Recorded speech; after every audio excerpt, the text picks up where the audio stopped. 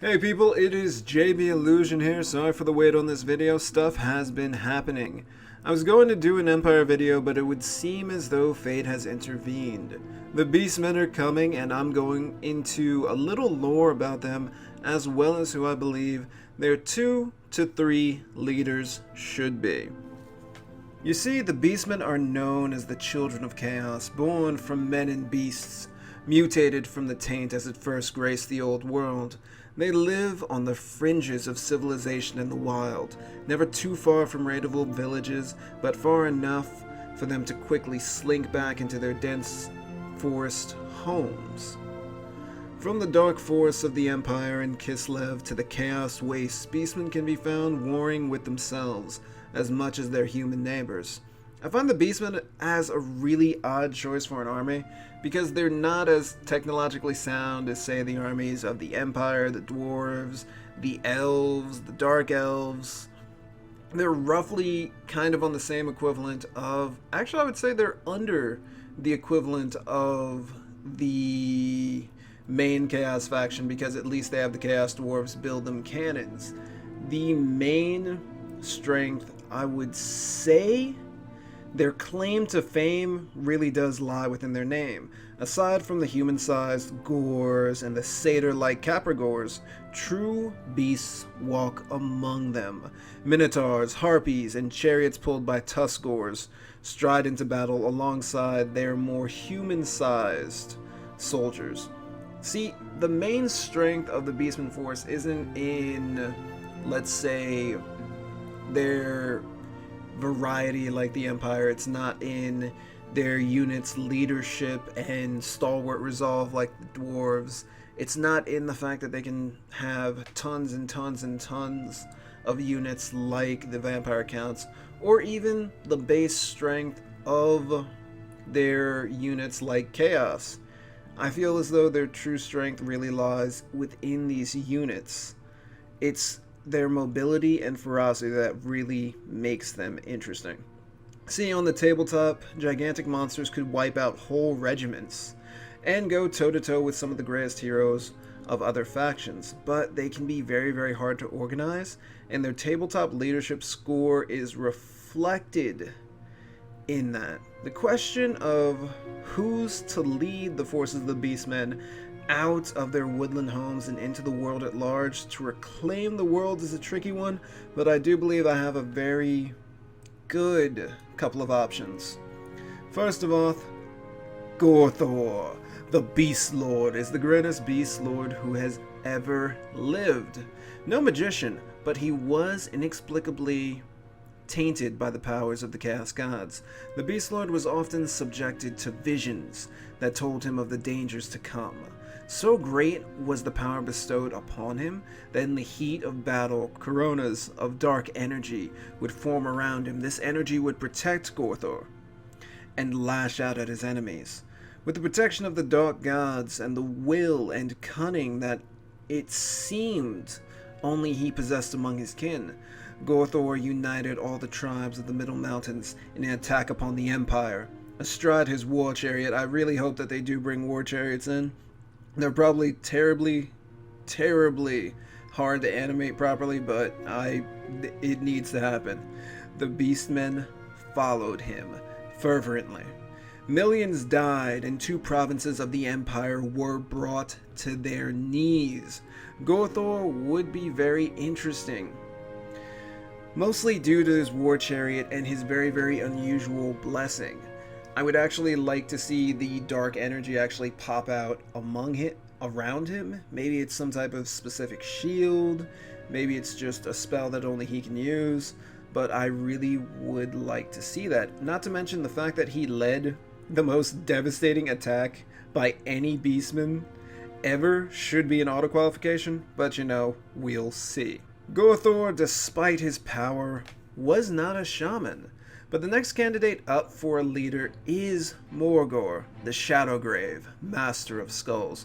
Morgor is the very essence of corruption given form. Morgor is a brave shaman whose mind is constantly plagued with visions of destruction and desolation.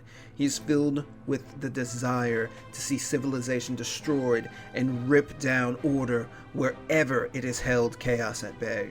As he walks the old world, his very presence corrupts everything around him. Grass grows in unnatural form beneath his hooves. Streams flow backwards, and any animal, human or beastman, is subject to rapid mutation. Thousands of beastmen flock to his tainted presence.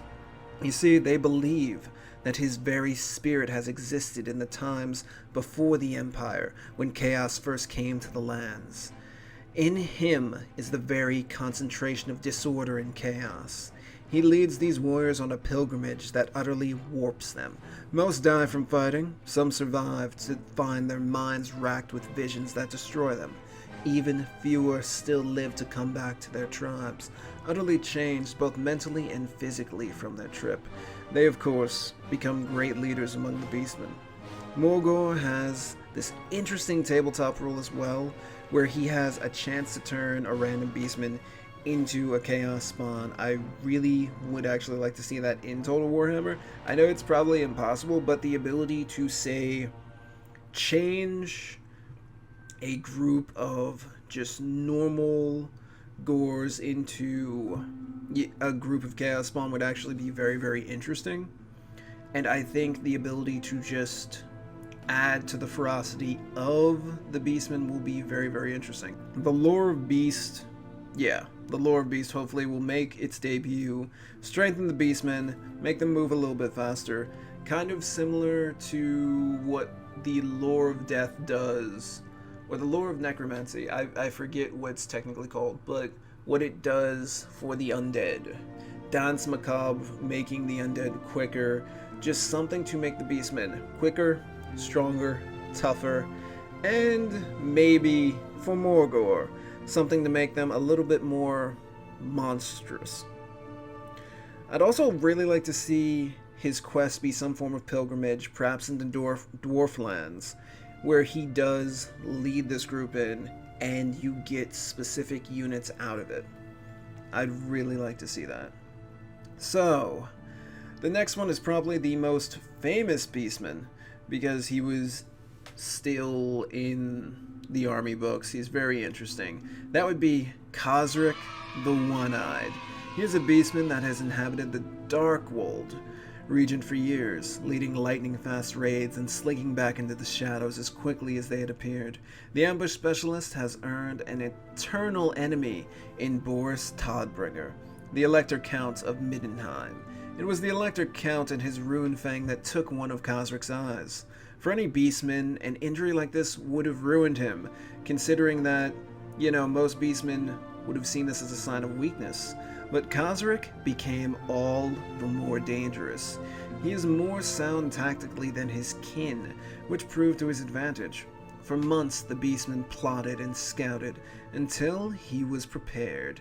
Deadly raids brought Boris out, and more led into ambush after cunning ambush. Once trapped, Khazrak confronted the Elector Count and threw him from his horse. He held the human down and slowly, deliberately, gouged out one of his eyes with the tip of his horn.